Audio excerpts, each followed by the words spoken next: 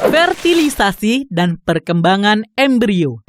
Pada penjelasan sebelumnya, kamu telah mendengar kata fertilisasi. Peleburan antara sel telur dengan sperma dikenal sebagai proses fertilisasi atau pembuahan. Bagaimana proses fertilisasi dapat terjadi pada tubuh manusia? Untuk mengetahuinya, perhatikan penjelasan berikut. Ovum memerlukan waktu 4-5 hari untuk mencapai rahim, tetapi hanya dapat dibuahi paling baik pada 6-12 jam pertama. Jika sel telur pada ovarium telah masak, akan dilepaskan dari ovarium. Pelepasan telur dari ovarium disebut ovulasi. Setelah ovulasi, sel telur ditangkap oleh infundibulum dan segera menuju ke tuba falopi. Di saluran inilah terjadi pembuahan. Jumlah sperma yang ditampung sekitar 200-300 juta. Namun, biasanya hanya satu sperma yang mampu membuahi sel telur. Fertilisasi antara sel telur dan sperma menghasilkan zigot.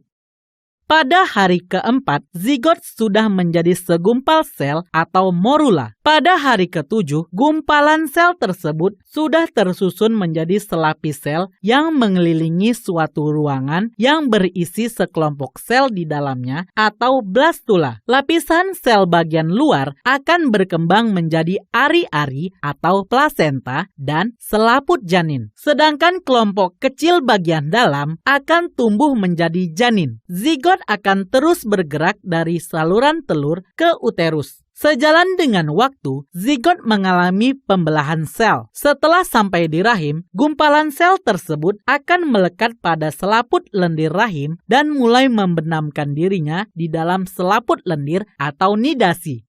Zigot yang telah berada di rahim akan terus tumbuh dan berkembang menjadi embrio. Di dalam rahim, embrio mendapat makanan dari tubuh induk melalui plasenta atau ari-ari. Masa embrio atau masa kehamilan manusia sekitar 9 bulan 10 hari. Bila bayi sudah siap dilahirkan, otot-otot pada rahim berkontraksi secara teratur dan mendorong bayi keluar dari rahim melalui vagina.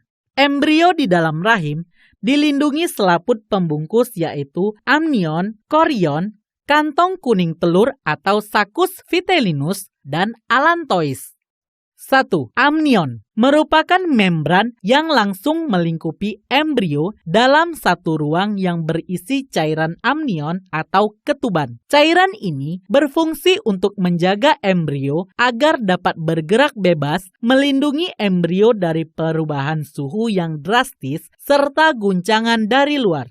2. Korion merupakan membran terluar yang melingkupi embrio. Korion membentuk filikorion atau jonjot di dalam endometrium yang berisi pembuluh darah yang berhubungan dengan peredaran darah ibunya melalui plasenta. Jadi, plasenta merupakan penghubung antara embrio dan jaringan ibunya, di mana plasenta mampu mengalirkan oksigen dan zat-zat makanan dari ibu ke embrio serta mengalirkan sisa-sisa metabolisme dari embrio ke peredaran darah ibunya. 3. Kantong kuning telur atau saccus vitellinus yang terletak di antara amnion dan plasenta merupakan membran berbentuk kantung yang merupakan tempat pembentukan sel-sel dan pembuluh-pembuluh darah pertama embrio. 4. Allantois merupakan membran yang terletak di dalam tali pusat. Allantois berfungsi sebagai alat respirasi, saluran makanan, dan ekskresi. Di dalam allantois terdapat pembuluh darah yang menyalurkan